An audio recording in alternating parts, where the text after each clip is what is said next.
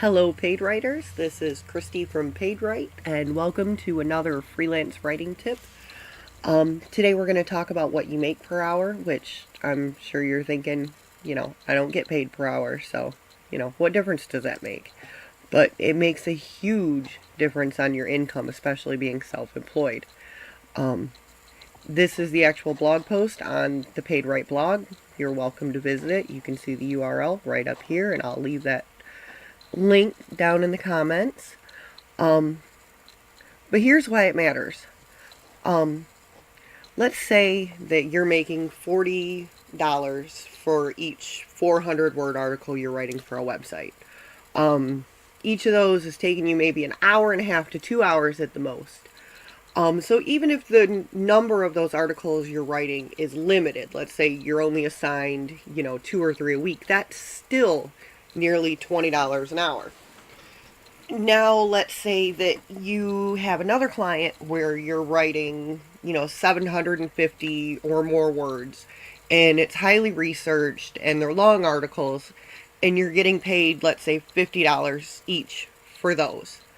Well, that's almost 7 cents a word, which isn't a bad rate, but if you start looking at, look at this.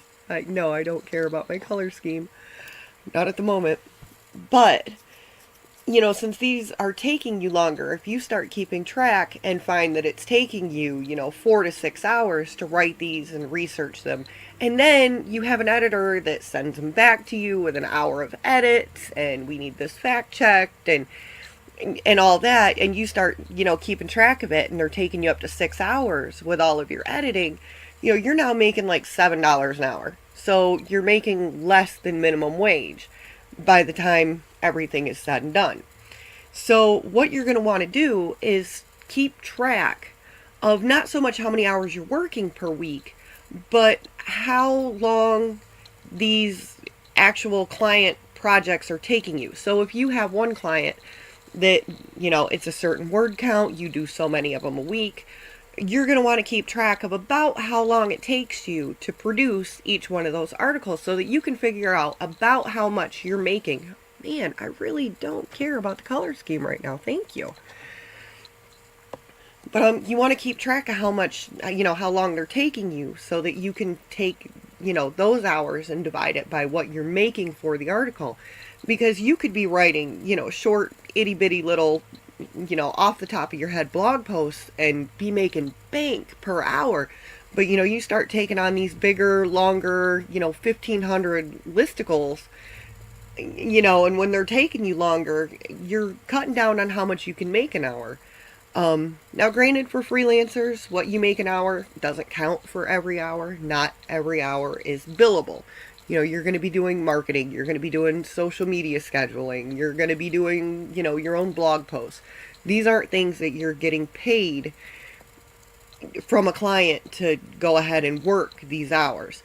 But those hours that you are getting paid where you're actually doing client work, yes, you definitely want to make sure that for the effort you're putting in and the time, oh my goodness, for the time you're putting in to these articles, that what you're making per hour is economical and feasible for your business. It'll also show you which clients you might want to either ask for a raise or begin to replace with higher earning clients. And that'll help you as far as, meeting your overall income goals. It can help you, go ahead and give yourself a raise. You're self-employed. Nobody's going to do it but you. So right here, unpaid self-employment hours, there's a ton of those. And there's, hundreds of ways to keep, shoot, you could write down in your planner how long it takes you, each day to work on whatever. You could download, a fancy timekeeping app. You can, keep a spreadsheet. There's a million ways to do it. Of course, one of the ways, oh my gosh, for real. Over here and in this article, you can for free go ahead and download the time clock. It's nothing spectacular. It's just, you could write it on a scrap of paper or an index card, but the time clock's a little bit prettier. So all of that goes into how much you're going to be making per hour and how well you can use the time that you have doing client work to give yourself, the highest amount of income that you can be making. Also, once you start keeping track of how long these different jobs take you, you'll get a better understanding for how long it takes you to write, to research, to edit, which will make it easier when you are giving out rates to possible clients when you're, because of course they always want a number off the top of your head before you even touch the project. So the more you understand how long it's going to take you to get these things done, the more accurate your estimation of how long new projects are going to take you is going to be. And that will help you to keep from undercutting, your own income.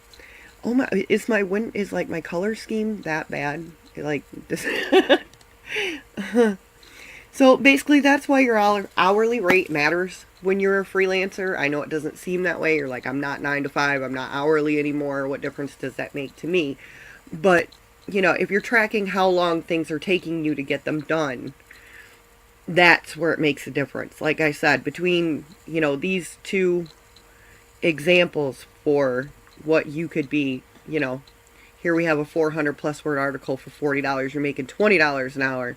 And, you can see right here, it doesn't seem like that much of a difference. But, if you have rewrites, if you have, how much formatting you're expected to do, if they expect you to put it into WordPress and format it and give it keywords and all of this, that takes time. So make sure that, you're paying attention to how long that stuff takes you. I mean, keep in mind that the longer, you do the same kind of work, the easier, and it'll probably start coming quicker. So when you're first starting for a client, yes, those, first few assignments that you do are going to take you a little bit longer. But like I said, that's why you need to pay attention to how long certain tasks take you so that you have a better estimation when you're, giving your original rate. That way, if you're going to be losing money on a client before you ever agree to take them on. And that is it for this quick tip. If this tip helped you, go ahead and like this video. Encourage you to subscribe, of course.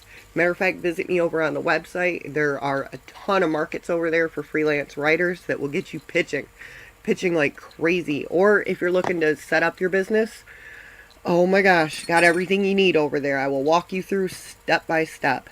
And of course, if you have any questions or comments, or you have a great way or some awesome software for, tracking your hours, go ahead and pop those down in the comments so that other freelancers can see them and make use of it. Thank you so much.